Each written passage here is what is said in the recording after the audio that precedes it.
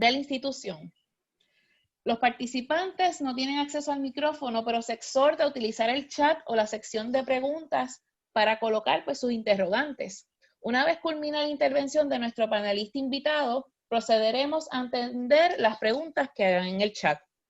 Hoy tendremos la oportunidad de conocer la iconoclastía a través de la historia con el arqueólogo Miguel Rodríguez López. Rodríguez López es un reconocido educador puertorriqueño con amplia experiencia y reconocimiento en el área de la arqueología, la antropología y la gestión cultural en Puerto Rico y la región del Caribe.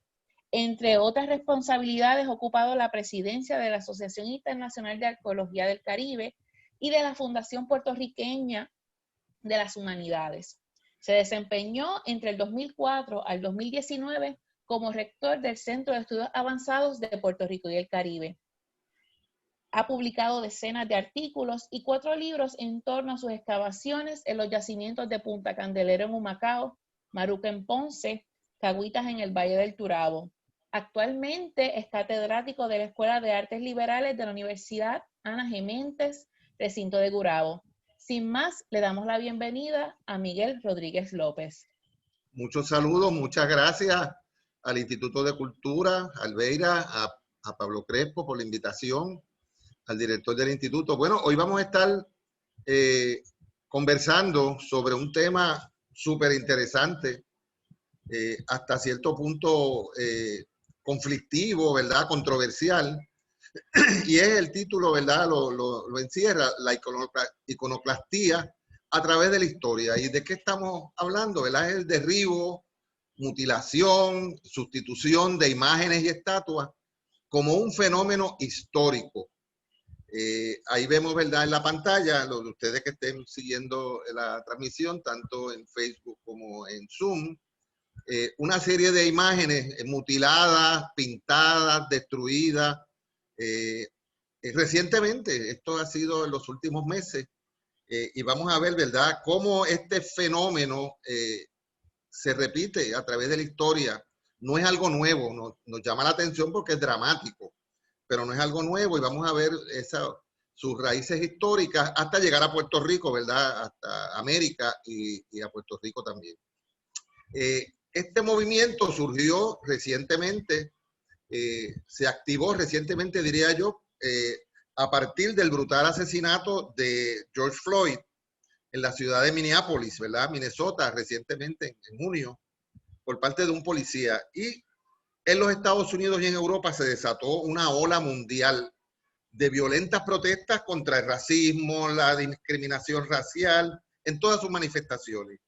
Y entre los actos que más llamó la atención fue las multitudes llenas de indignación y rabia, mutilaron, derribaron estatuas y monumentos de personajes históricos relacionados, la gran mayoría de ellos, con la esclavitud, el racismo y la explotación colonial. Objeto de la ira de esos manifestantes fue específicamente en Estados Unidos las figuras de los generales confederados de la guerra civil en Estados Unidos, que saben ustedes que hay una gran cantidad de estatuas por todo el sur de Estados Unidos. También no se libraron de ellos, ¿verdad? Empresarios esclavistas, que vamos a verlos ahora aquí en Inglaterra, un empresario de apellido Colson, muy famoso, que contribuyó al desarrollo de Inglaterra, pero fue a base de que era un empresario a cargo de vender esclavos en América y se hizo millonario y contribuyó, creo que fue en Bristol. Pues miren, la estatua de Edward Colson terminó en Inglaterra en el río. La tiraron los manifestantes porque era símbolo del racismo y de la explotación de seres humanos en la historia, y la derribaron y la tiraron al río. Aquí tenemos también unas vistas, ¿verdad?, de cómo la policía estaba defendiendo algunas estatuas, pero que eventualmente las destruyeron. Incluso tuvieron que remover a la carrera una estatua de la escultura de la reina Isabel la Católica y Cristóbal Colón, que estaba en una exposición antes de que la gente pues interviniera y la derribara. Así que Cristóbal Colón fue una de las figuras que quizás también se destacó en esta ola de protesta porque muchos de los derribos y de las mutilaciones de las estatuas fueron estatuas alusivas al descubrimiento de América y a la figura de Cristóbal Colón. Aunque dramático, aquí tenemos, ¿verdad?, una vista, ¿verdad?, de una de las estatuas de Colón que fue descabezada. Y en San Francisco, como les expliqué, se removió un monumento que había, una escultura de la reina Isabel la Católica y Cristóbal Colón, que estaba en un museo, y la sacaron de circulación, la guardaron antes de que le ocurriera algo, ¿verdad? Me imagino que por precaución también. Yo en esos momentos escribí una columna en el periódico El Nuevo Día que se llamó El derribo de estatuas, un poco de contexto histórico, porque escuché mucha gente en Puerto Rico, unos a favor, otros en contra, otros indignados porque estaban destruyendo obras de arte, que eran esas estatuas. Y empecé a buscar información que a través de la historia, siempre la historia nos ayuda a entender un poco, ¿verdad?, estos fenómenos y aclarar un poco, ¿verdad?, las situaciones que podemos pensar que son muy conflictivas. La historia a veces se encarga de explicarnos, ¿verdad? Y escribí una columna que también fue controversial. Mucha gente me llamó: ah, Miguel, tú también ahora estás a favor de que tumben las estatuas, o vas a tumbar estatuas. No, señor, yo no voy a tumbar ninguna estatua, ¿verdad?, a esta altura de mi vida. Pero eso es un fenómeno que se ha dado a través del mundo, controversial, dramático, pero ha sido a través de la historia, no es la primera vez, no es una expresión exclusiva de nuestros tiempos. Vamos a ver, ¿verdad? En los estudios históricos se conoce como iconoclasía o iconoclastía, la destrucción deliberada de imágenes, monumentos o símbolos religiosos de una cultura, pero también se hace extensivo a la destrucción de símbolos y monumentos de personajes asociados al poder político.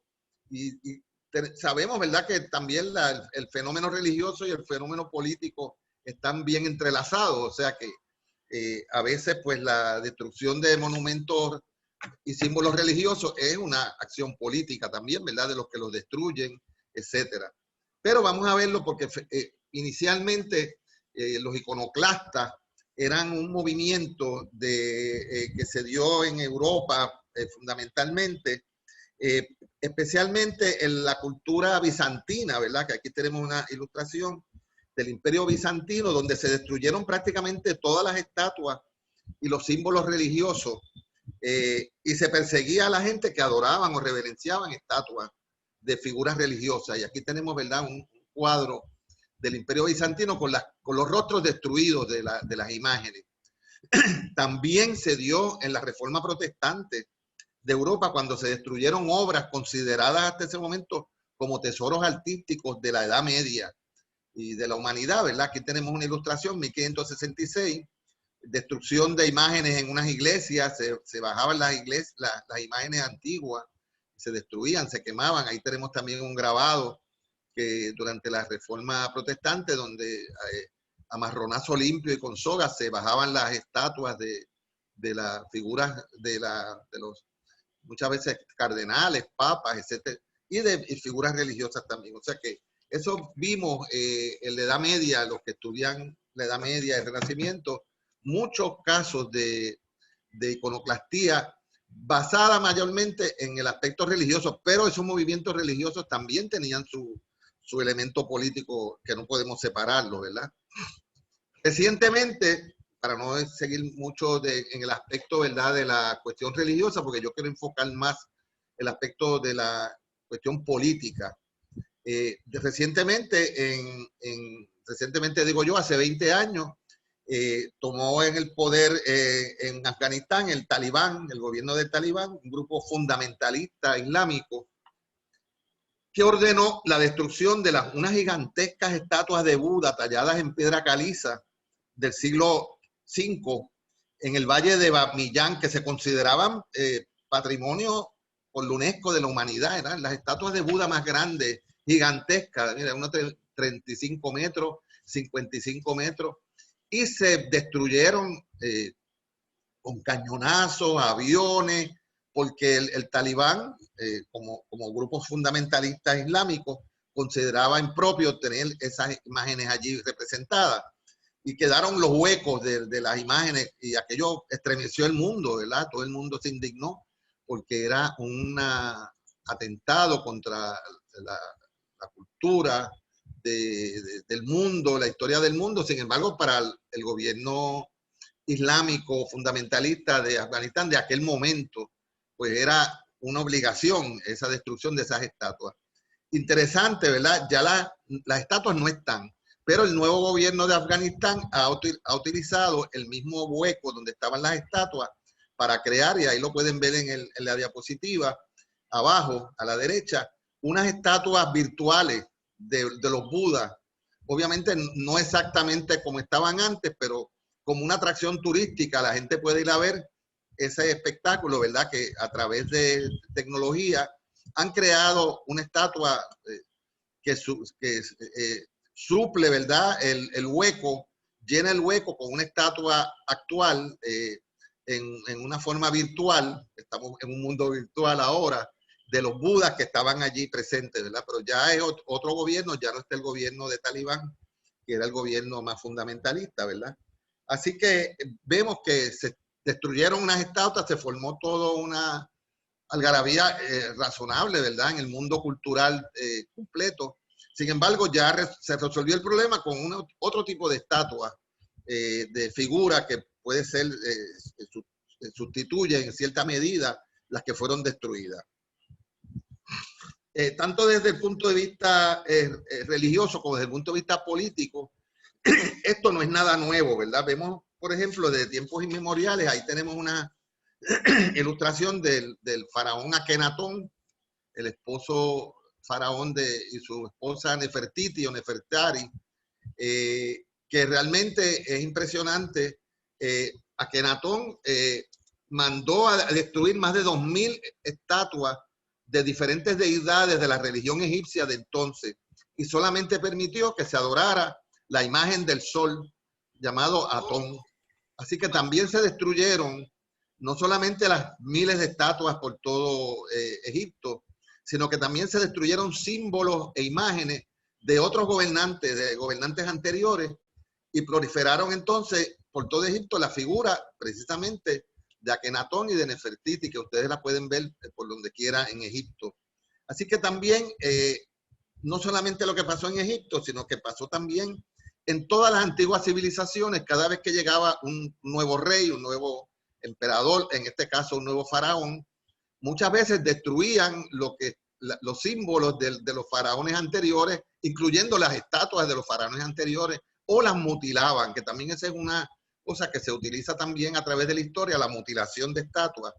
Por ejemplo, dicen que la mayoría de las estatuas que están en el antiguo Egipto tienen la nariz mutilada, están los rostros mutilados, y es un fenómeno que se ha estudiado, y algunos especialistas han llegado a la conclusión que es posible que en Egipto la mutilación de la nariz de una estatua correspondía a mutilarla completamente, hacerla inoperante, hacerla ya inexistente, ¿verdad? Destruir la estatua era destruirle la nariz, porque muchas veces destruían la nariz de las estatuas de los faraones anteriores o de los dioses, y sin embargo dejaban la estatua completa, porque es bien curioso. Estos son ejemplos nada más de figuras que tienen la nariz rota, pero hay cientos y cientos de figuras en Egipto que llama la atención cuando uno ve Egipto, y los mismos guías lo señalan, que tiene la nariz rota, que quizás la acción de romperle la nariz era como destruir la imagen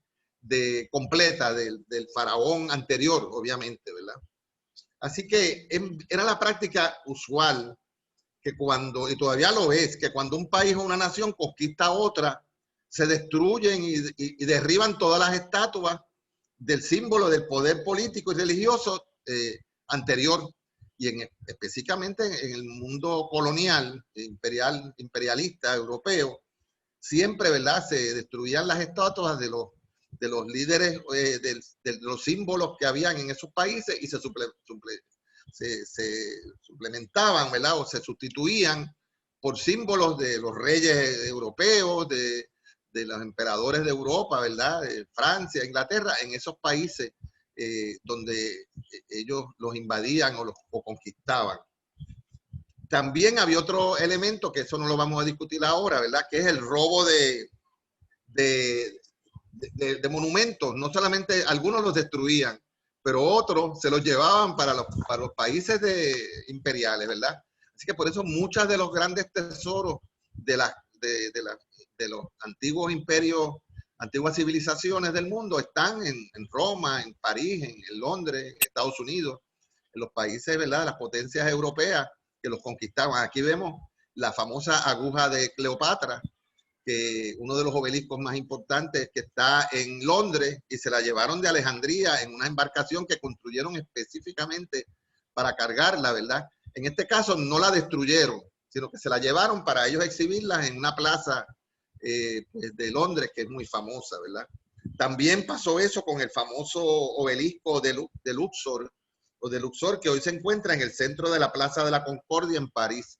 Los que han ido de Europa a Francia y en Europa en general, en todas las grandes plazas de las capitales hay obeliscos, hay monumentos, hay estatuas que son de otros lugares, que no se destruyeron, pero se robaron.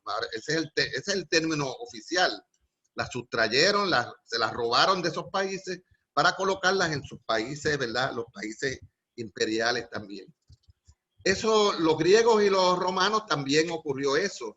Las estatuas griegas, es interesante que no solamente los artistas romanos copiaron el arte, ¿verdad? De las esculturas griegas, y a veces copiaron los modelos. Muchos de las esculturas griegas se conocen porque los romanos hicieron copias exactas de ellas, pero también se robaban esas estatuas los generales, la clase dominante, y las ponían en sus jardines como adorno. Y eran estatuas religiosas de dioses griegos, de héroes griegos, pero ellos lo ponían como un símbolo, ¿verdad?, del poder de los pueblos dominantes, que utilizaban eso para demostrar, ¿verdad?, el poderío de Roma, en este caso, sobre Grecia y sobre otros lugares, ¿verdad?, que no es simplemente en el caso de Grecia y Roma, eso fue a nivel mundial. Quiero señalar, ¿verdad?, un detalle, que en Puerto Rico, en el Caribe, los españoles cuando llegaron quemaron, destruyeron todos los ídolos que podían de los indios, no solamente de los indios antillanos, caribeños, taínos, sino en Sudamérica. Construían las iglesias encima, destruían los templos de los indios y construían sus iglesias encima. Pero sin embargo es interesante que algunas de esas piezas no las destruían, sino que las conservaban y se las enviaban a los reyes, a los cardenales europeos, como un símbolo, ¿verdad?, del poder de los nuevos colonizados sobre esos pueblos. Eran como trofeos de guerra, ¿verdad? Esas estatuas, esas figuras, y ahí tenemos algunas en la pantalla de algunas figuras que están en los museos de Europa, que fueron regaladas, vamos a ponerlos así, las robaban de los templos taínos, en el caso de los que están ahí, y las llevaron a Europa y están ahora en museos que se pueden contemplar. Algunas no se sabe dónde están. Siempre don Ricardo Alegría decía que en los museos, en los almacenes de los museos del Vaticano debería haber muchos tesoros de los indios taínos, porque esa era la práctica. Quemaban algunos, pero otros los enviaban, ¿verdad?, como pasó, ¿verdad?, con el famoso penacho de Moctezuma, que se envió también a Europa completo como un símbolo, ¿verdad?, artístico de los pueblos subyugados. Así que vamos a ver también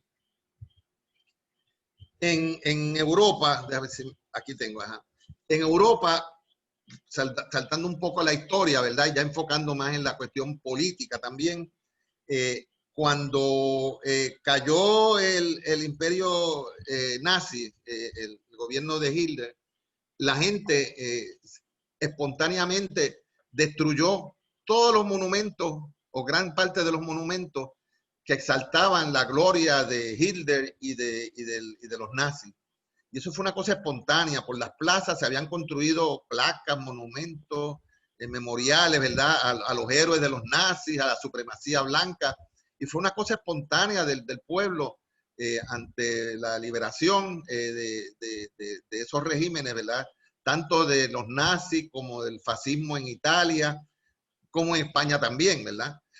En España, una de las estatuas de Franco que estaban por donde quiera fue decapitada y la tienen ahí, ¿verdad? Pues la bandera que está ahí amarilla, con la bandera, parece la bandera puertorriqueña, pero es la bandera catalana. Y entonces la estatua la guardaron en un sitio donde la gente iba y se burlaba de ella y todas esas cosas. O sea que esas estatuas que se construyeron de los líderes del fascismo fueron destruidas y eran obras de arte, se consideraban obras de arte. Habían encomendado a los grandes escultores de la época, ¿verdad? Que eran fascistas en ese momento, o las hacían, ¿verdad? Para ganarse el dinero, ¿verdad? Como pasa muchas veces con los artistas. En España es interesante que hay un caso que yo encontré, la famosa estatua de Felipe III, que está en la Plaza Mayor de Madrid, fue colocada inicialmente en el siglo XIX. En un momento fue destruida, fue derribada y fue colocada nuevamente cuando vino creo que fue la Segunda República Española, la removieron porque era una imagen del rey, no querían saber de los reyes, y la removieron a otro sitio, después la colocaron y la dinamitaron. Ahí vemos un grupo de españoles pisando la estatua del rey Felipe III, que estaba en la Plaza Mayor de Madrid, y fue a raíz de la declaración de la República Española. Un día apareció dinamitada y la celebraron, la fiesta, la sacaron. Sin embargo, en épocas más recientes, la estatua fue restaurada y la colocaron de nuevo. Y ahora está allí en la Plaza Mayor de Madrid, ¿verdad? Está protegida por una verja o algo, no me acuerdo. Pero está ahora de nuevo. O sea que esa es una estatua raro. Es un caso raro en que fue colocada, fue retirada, fue colocada de nuevo, fue dinamitada, fue restaurada y ahora está colocada de nuevo en la Plaza Mayor de Madrid. Muchas veces cuando la retiraban, pues no la volvían a colocar, ¿verdad? La dejaban. Pero en este caso, pues pasó eso, ¿verdad? Así que uno de los casos más dramáticos, ¿verdad? Fue en Ucrania, a la caída del muro de Berlín y del derrumbe del llamado Imperio Soviético, pues se dio un fenómeno similar, pero de mayores proporciones que cuando los nazis. Habían miles y miles de estatuas colosales, porque eran estatuas gigantes, de Lenin, de Stalin, de los líderes de los gobiernos socialistas de la Unión Soviética y de los demás naciones socialistas, fueron destruidas, la misma gente la destruyó. Estatuas que se habían considerado hacía 2 o 3 años como grandes monumentos a los héroes del sistema comunista mundial. O sea que fíjense que en cuestión de un año o dos, estatuas y monumentos que se consideraban clásicos, importantes, ¿verdad? Lo que dicen en inglés landmarks, de muchas de estas grandes ciudades, de Moscú, etcétera, pues se destruyeron, las tumbaron, ¿verdad? Y realmente fue el mismo pueblo, la misma gente las destruyó. Ahí estamos viendo unas representaciones de cómo se destruían esas estatuas, las multitudes, y después las martillaban y las destruían.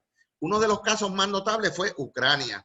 En Ucrania, tan reciente como en el 2015, se autorizó el Parlamento ucraniano a derribar más de 1.320 estatuas de Lenin, Stalin, Trotsky, Mao Zedong, hasta Fidel Castro, que había una estatua allí, la derrumbaron también, la quitaron.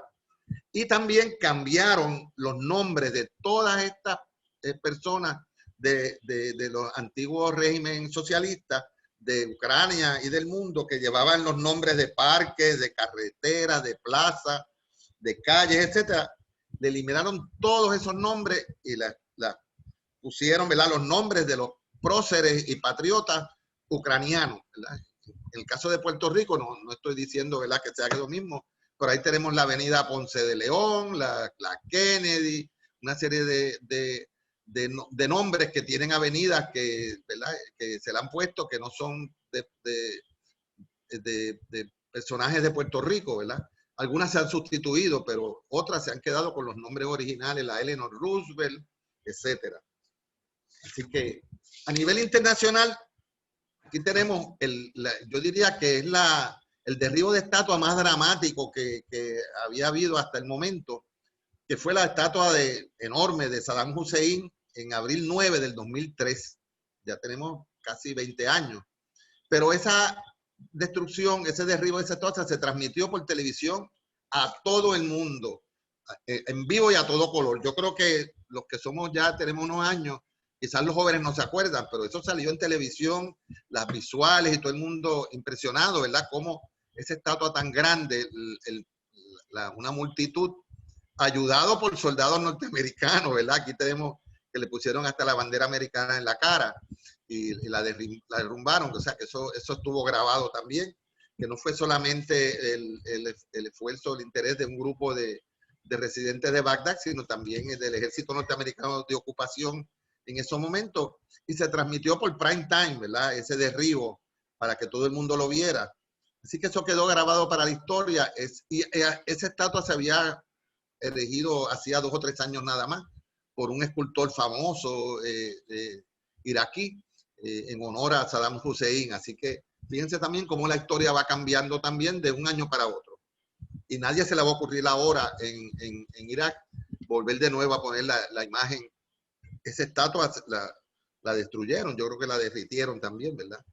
Así que ahora en esta última parte de la presentación, que ya tenemos ya un tiempito, vamos a concentrarnos ese fenómeno, pero en América, en lo que ha pasado, ¿verdad? En los países americanos y en Puerto Rico también, que me interesa también que tomemos eso en cuenta. El derribo de estatuas, uno busca en la historia, no es nada nuevo. En Estados Unidos tampoco. Ahí tenemos el derribo, un óleo, ¿verdad? Que representa el derribo de la estatua del rey Jorge III en Nueva York durante la Revolución Norteamericana.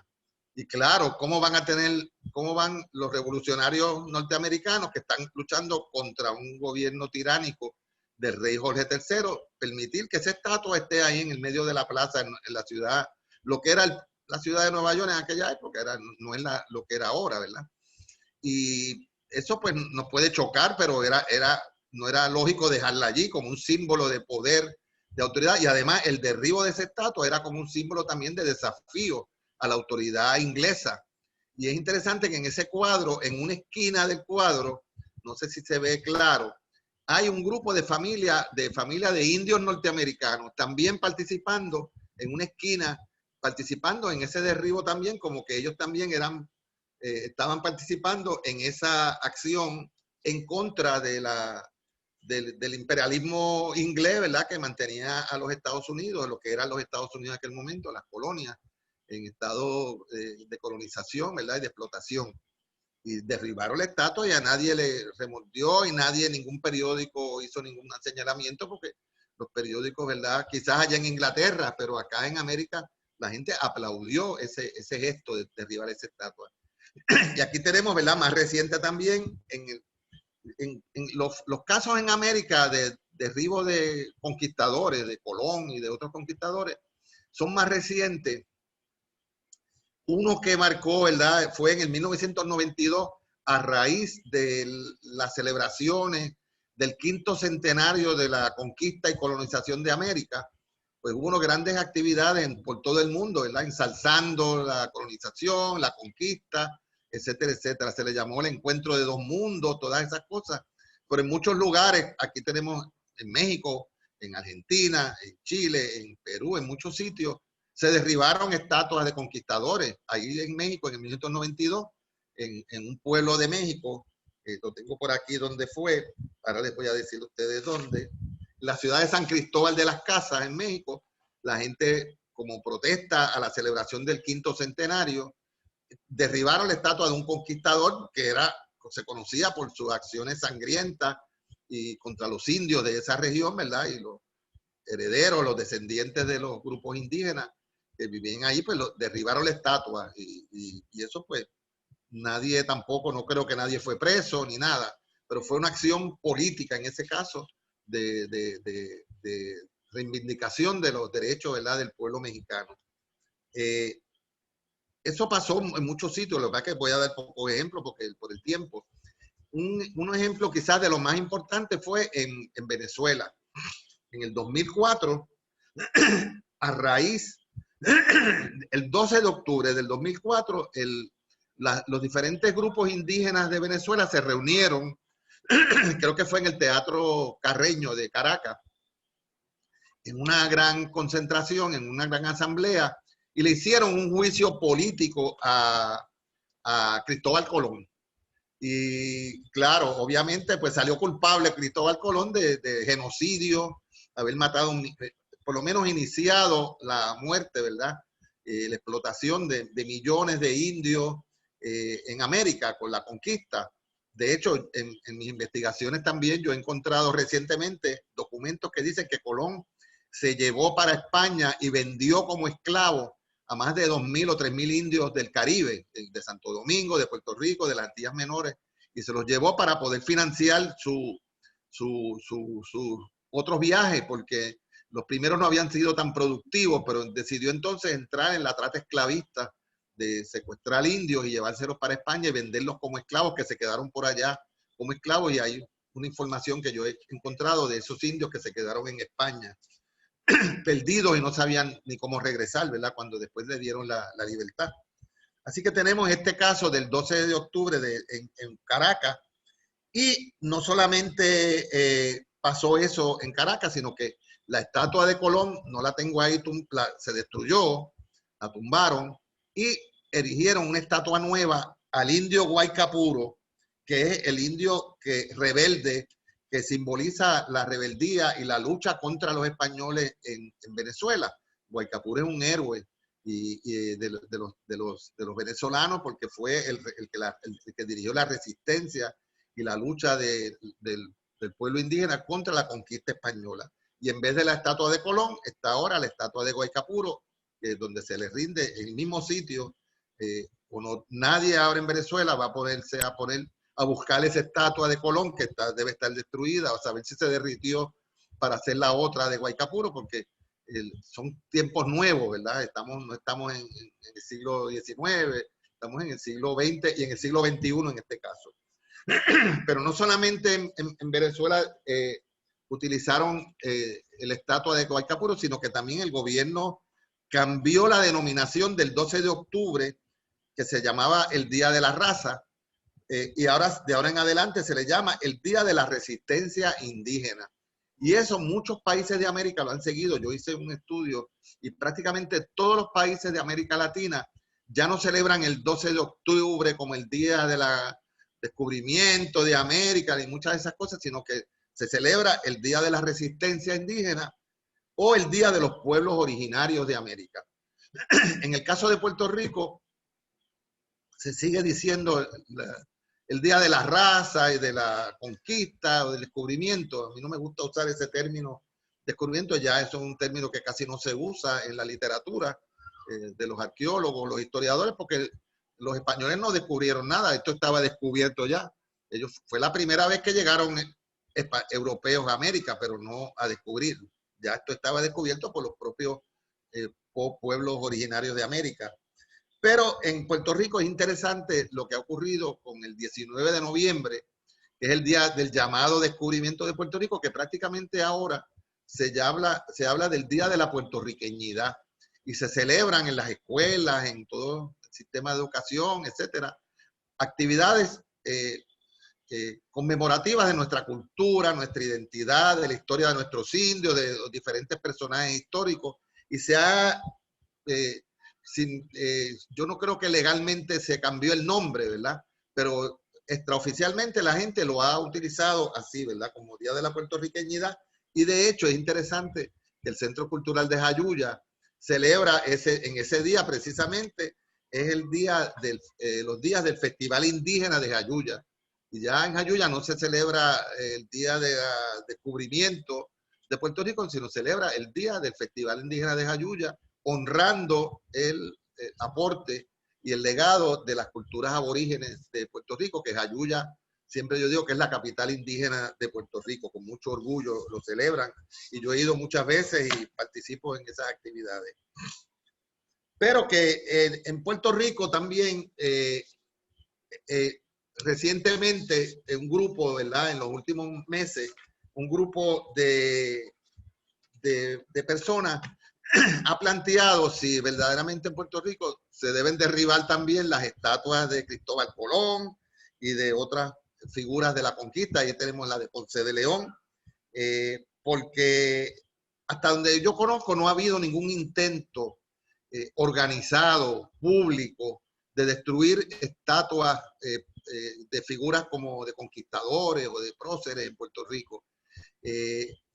Ha habido algunas cosas, por ejemplo, yo sé que la estatua de Colón en una ocasión, al celebrar el 5º aniversario de la rebelión taína, un grupo de personas que se identifican con la lucha de la afirmación indígena, le escribieron debajo del monumento Guasábara, ¿verdad? Que quiere decir lucha, combate contra Ponce de León, pero no llegaron, ¿verdad? A hacer eso se borró y esa es una cosa tonta. Y también en un momento las estatuas de los presidentes de Estados Unidos, los que están, esa galería de presidentes que está frente al Capitolio, en el ala azul también le echaron pinturas rojas, etcétera. Pero fue algo que no fue una cosa concertada, pública, de un movimiento, etcétera. Pero recientemente, ¿verdad? A raíz de la convulsión que ha habido en Estados Unidos por toda esta situación, que ha habido tanto derrumbe de estatuas, en Estados Unidos han sido cientos y cientos las estatuas y los monumentos que se han retirado, se han destruido, se han sustituido, se han guardado algunos, ¿verdad? Pero los grupos indigenistas de Puerto Rico recientemente recogieron firmas para que se eliminara por lo menos esa estatua de Colón en Arecibo, ¿verdad? Que mucha gente lo interpreta como una afrenta, una ofensa a Puerto Rico, ¿verdad? Es la estatua de Colón más grande del mundo, sería, y es una estatua que ya conocemos, los que tenemos unos añitos, que se llama El Nacimiento del Nuevo Mundo. Es una estatua de un ruso, Zurab Tsereteli, que después de ofrecerla por muchas ciudades del mundo, finalmente la adquirió el municipio de Cataño. ¿Se acuerdan el famoso alcalde El Amolao, pintoresco? Pues pagó $3 millones creo que del municipio, para traer esa estatua a Puerto Rico porque la querían poner frente a la bahía, allí frente a Cataño.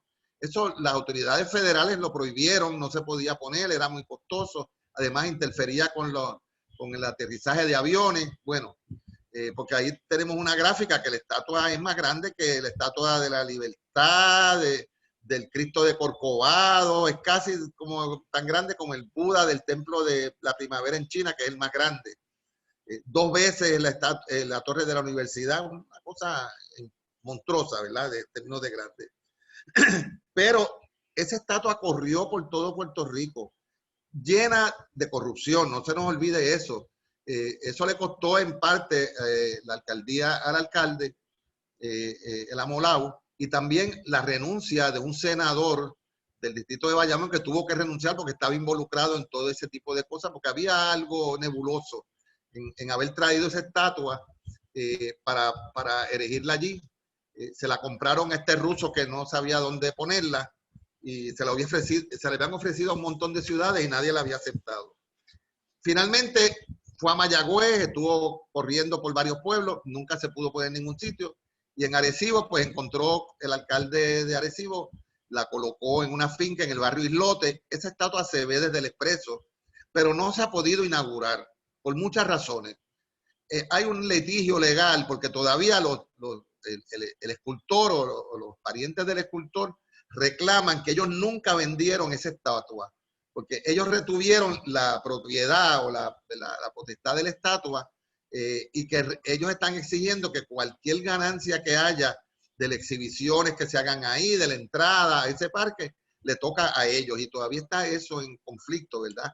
Porque aparentemente se creía que esa estatua se había adquirido, pero no, se quedó, ¿verdad? Ellos por lo menos están alegando eso y no se ha inaugurado. Y muchos de los grupos indigenistas dicen que el día que lo inauguren van a hacer un gran areito, ¿verdad?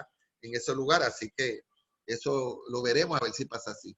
Ahí tenemos, ¿verdad? Las estatuas de los presidentes de Estados Unidos, que también están ahí. Alguna gente dice que no deben estar, que las deben eliminar, pero hay que ver cuándo va a pasar eso, ¿verdad? Si pasará en algún momento. Yo sé que en Estados Unidos no hay ningún sitio donde haya estatuas de presidentes vivos. Y es, ¿verdad?, un poco patético ver la estatua del presidente Franklin D. Roosevelt en silla de ruedas con su perrito al lado.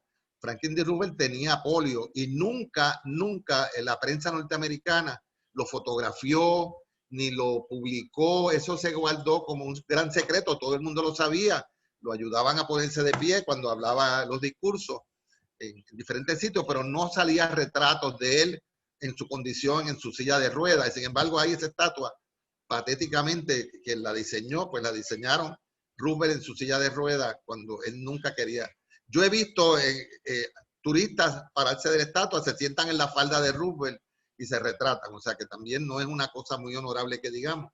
Y realmente, pues, mucha gente dice que va a llegar un punto cuando hagan, porque son las estatuas de los presidentes que han visitado Puerto Rico, que el punto máximo va a ser cuando pongan la de Trump, si la ponen en algún momento, y espero que no la pongan, ¿verdad? Aquí tenemos, ¿verdad?, la convocatoria que hizo hace una semana, que yo estuve participando también, los grupos indigenistas de Puerto Rico. Tenemos a los compañeros de diferentes lugares de Puerto Rico, que se reunieron a hacer una protesta y se hablaba de que se iban a tumbar las estatuas, no sé qué cosa, la prensa un poco exageró, pero allí no pasó nada. Allí más lo que pasó, hubo un desfile, hubo cánticos, hubo rezos, etcétera, ¿verdad? Unos llamados a, ¿verdad? La historia también es nuestra, abajo las estatuas, arriba la dignidad, y se hicieron algunas, ¿verdad?, una ceremonia alrededor de la estatua de Ponce de León, pero no, nadie intentó derribarla, ni escribirle, ni mutilarlas, ni nada, ¿verdad? Así que eso pasó bien, pasó tranquilamente. En Puerto Rico, yo iba a señalar, ¿verdad?, ya que se me está acabando el tiempo, que en vez de derrumbar estatuas, lo que se ha hecho en muchos lugares es sustituir en las plazas nuestras de Puerto Rico las estatuas de los caciques indígenas, que con gran honra, ¿verdad?, Mabodamacas, Jayuya, Canóvana, y han proliferado por la razón de la promoción en un sentido de los centros culturales, que han sido fieles custodios de las tradiciones y de la afirmación puertorriqueña. Han ido, incluso hay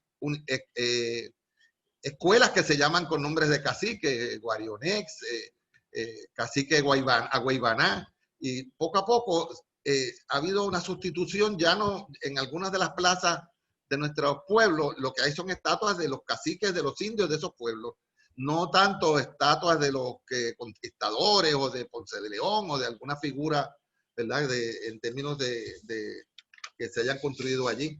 Así que yo creo que es interesante eso que nos está ocurriendo. Ahí tenemos, hay estatuas indígenas por donde quiera. En Caguas está Cacica, como entrada de Caguas. Aquí en el Turabo está el indio guerrero del Valle del Turabo, también en la entrada de la Universidad Ana G. Méndez, recinto de Gurabo, que yo recuerdo cuando se puso esa estatua y todo el mundo estaba muy honrado con ella. La estatua de la India que está en Cataño, ahí por esto yo también retratado ahí abajo de la India también, una gran estatua que está hace muchos años allí. O sea que se han ido ya, yo diría que nosotros hemos sido quizás más sabios, no sé, de ir sustituyendo esas estatuas que están allí, la de Ponce de León, la de Colón y otros próceres, otras personas de la historia, ¿verdad?, que no queremos recordar mucho. Y en Estados Unidos también ha ocurrido un fenómeno así también, aparte de que se han destruido muchas estatuas. Ahí tenemos, ¿verdad?, muy cerquita de donde está en South Dakota, Mount Rushmore, donde están los presidentes. De hecho, que hay algunos presidentes de esos que eran esclavistas también. Se ha construido una gran estatua que se llama Dignity, de una mujer indígena americana, donde se celebran actividades multitudinarias. Es imponente la estatua esa, me gustaría visitarla en algún momento. Está en South Dakota, ¿verdad? Y en vez de, pues, mucha gente, en vez de ir a ver los presidentes, ven la estatua esa que está relativamente cerca de ese monumento. En Puerto Rico, yo diría, para cerrar, que nos falta un poco, o bastante, ¿verdad?, también honrar, poner estatuas y símbolos de la herencia nuestra afrodescendiente. Hay algunas estatuas en Ponce, en Caguas, en algunos otros lugares de Puerto Rico que ensalzan, ¿verdad?, y alaban la herencia afrodescendiente, que gran parte de los puertorriqueños nos sentimos orgullosos de ella, pero mayormente se le ha dado más atención a la herencia indígena y a la herencia criolla. Pero sin embargo, poco a poco tenemos que ir haciendo, ¿verdad?, un cambio. Tenemos muchos personajes de la historia que debemos reconocer. Aquí tenemos algunos. El rey Miguel, que muy poca gente conoce, que fue un héroe, que fue un negro joven puertorriqueño que se escapó a Venezuela y es un héroe nacional en Venezuela, de la libertad en Venezuela. Aquí tenemos a otras personas como Marcos Ciorro, un líder de una de las revueltas de esclavos en Puerto Rico, acá en Toabaja y Bayamón, Eusebia Ocasio, Juan Agapito de Rosario, María del Carmen Mojica, otros héroes negros que tenemos nosotros, Miguel Enríquez mismo también. No hay un monumento que yo recuerde a Miguel Enríquez también, que era el puertorriqueño negro, corsario, importante en la historia. Así que no solamente, ¿verdad?, debemos ver la cuestión indígena, sino la cuestión afrodescendiente también debemos honrarla también con estatuas que reconozcan ese legado. Así que como hemos visto brevemente, ¿verdad?, el derribo, mutilación, sustitución de símbolos de poder y de opresión política y religiosa es parte de la historia mundial. No debemos ponernos histéricos y no, que están destruyendo una estatua, lo que sea, porque eventualmente eso ha pasado a través de la historia y se han sustituido por figuras, por momentos, por monumentos que reconocen la importancia de ese momento histórico. La historia cambia, la historia, ¿verdad?, sabemos que la escriben los que ganan la guerra, pero los que las pierden, pues, tienen derecho a reclamar eventualmente, ¿verdad?, su espacio en la historia. Así que lo que puede ser admirado como un símbolo artístico en una época, después se transforma en un símbolo de opresión y de coloniaje en otra. Así que, ¿cuándo va a ser el derribo de las estatuas en Puerto Rico? No sabemos, yo no tengo idea, pero sé que en algún momento ocurrirán. Se quitarán unas estatuas o las derribará la gente y se sustituirán por otras. La misma historia va a decir cuándo es el momento adecuado. Nadie puede ir a presionar y buscar una soga para tumbar una estatua por su cuenta, sino que el mismo pueblo llegará el momento, como se cambió un gobierno, ¿verdad?, en la calle, pues eventualmente en algún momento surgirá una situación que pasará eso. Porque yo espero, ¿verdad?, que eso quizás no la veamos nosotros, o yo espero verla, ¿verdad?, que cuando llegue el momento donde se derriben algunos símbolos, que son símbolos de opresión, de coloniaje, de racismo, de explotación en Puerto Rico y en cualquier parte del mundo, y que se sustituyan por símbolos de lucha contra el racismo, contra la opresión, contra el coloniaje y a favor de la libertad. Así que, pues, muchas gracias. Esto es simplemente un inicio del tema, ¿verdad?, para después seguir trabajando ese tema, que sería bueno hacer algún tipo de congreso, de asamblea o de seminario sobre este tema, ¿verdad?, del derribo de estatuas a través de la historia y especialmente también en el caso de América y de Puerto Rico. Muchas gracias. Gracias, Miguel. Saludos, Miguel. Te habla por aquí Pablo Luis Crespo Vargas. Qué bueno, Pablo, que pudiste llegar a tiempo. Claro que sí. Sí, bueno, llegué un poquito tarde, gracias a Albeira que me dio la mano y comenzó el programa. Saludos, Albeira. Nada, ahí sí, ya hay preguntas y comentarios. Tengo a Bueno, pues adelante. Sí, tengo a Edwin Fragoso, que te está felicitando, excelente ponencia, la voy a utilizar en mis clases de escuela y de la universidad. También vi un comentario en uno de los grupos de Facebook donde la conferencia está siendo vista y mencionan pues el caso de en San Francisco se vandalizó la estatua de Miguel Cervantes.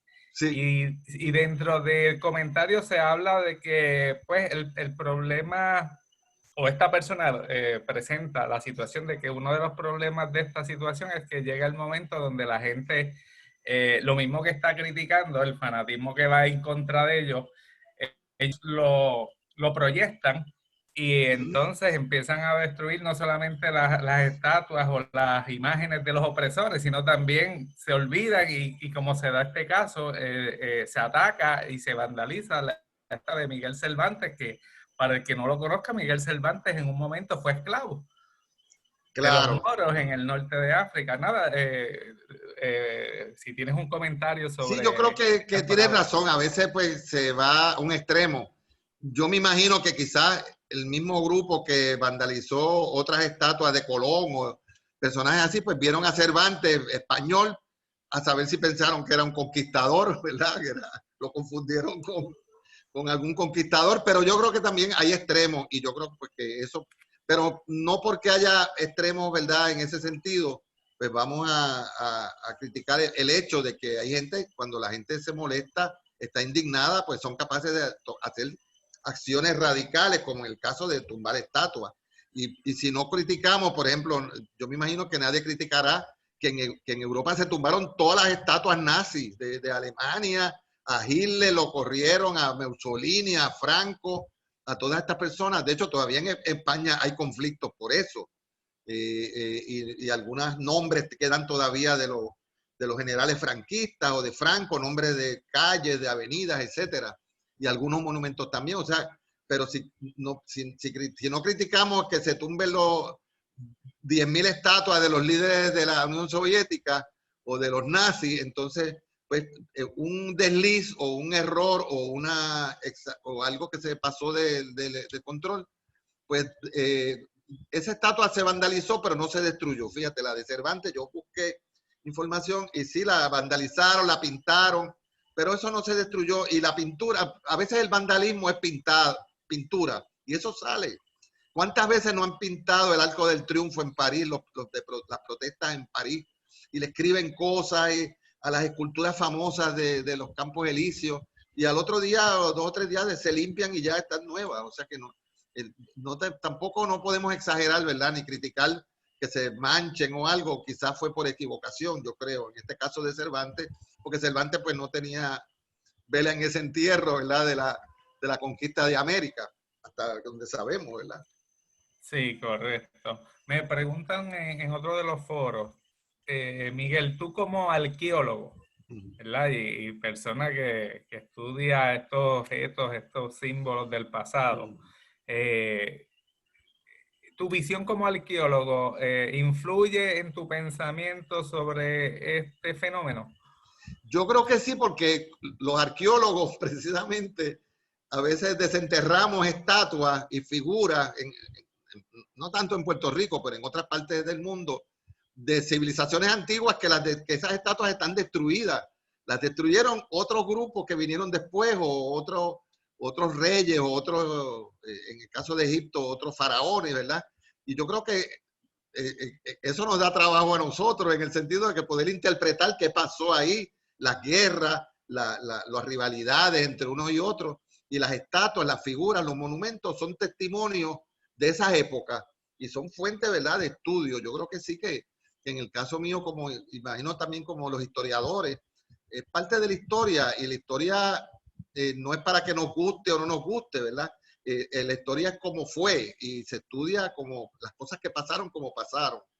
Claro, la interpretación de la historia pues ya es otra cosa, ¿verdad? Pero yo creo que en el caso como arqueólogo, pues es parte de la investigación que tienen que hacer los arqueólogos cuando encontramos muchas veces los vestigios del pasado como destruidos por otras civilizaciones, por otras épocas. También pasa en las culturas indígenas también.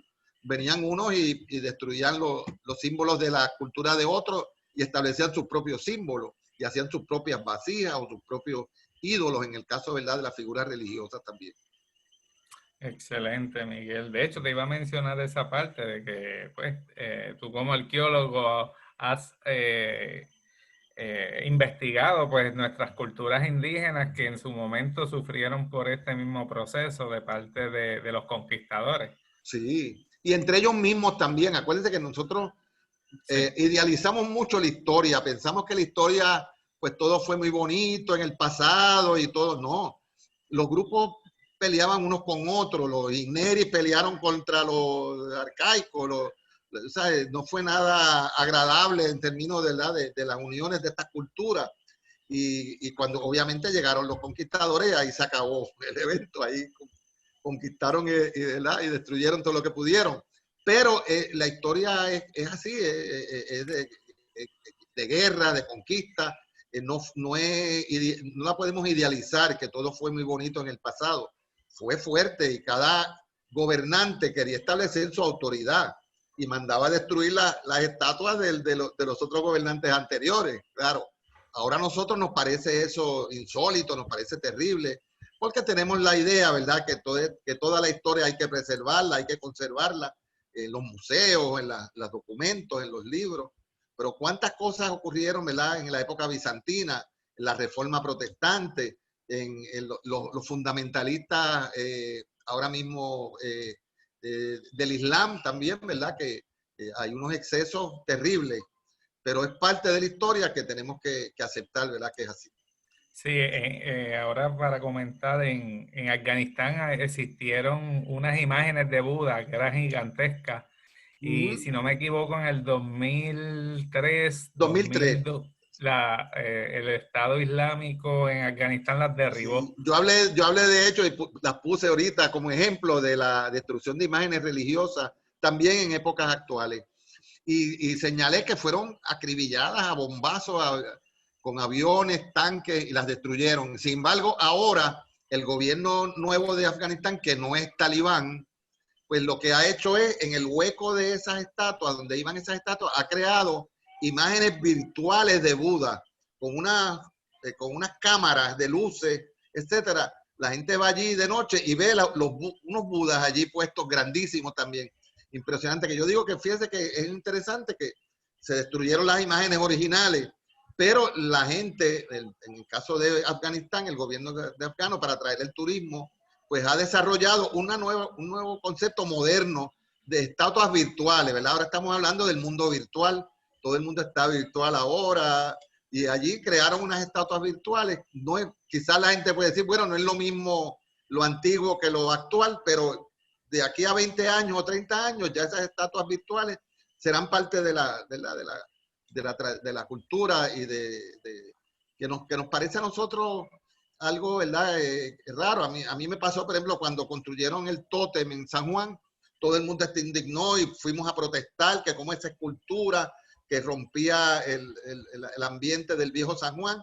Sin embargo, ya el tótem se ha convertido en una pieza histórica importante. Allí se hacen actividades, la gente se encuentra allí, pues nos vemos en el tótem como punto de referencia y de admiración, como parte del escenario del viejo San Juan. O sea que la historia cambia con el tiempo y no nos podemos aferrar a ver las cosas como en el pasado, porque todos los días cambian las cosas. Si algo seguro en la historia es el cambio.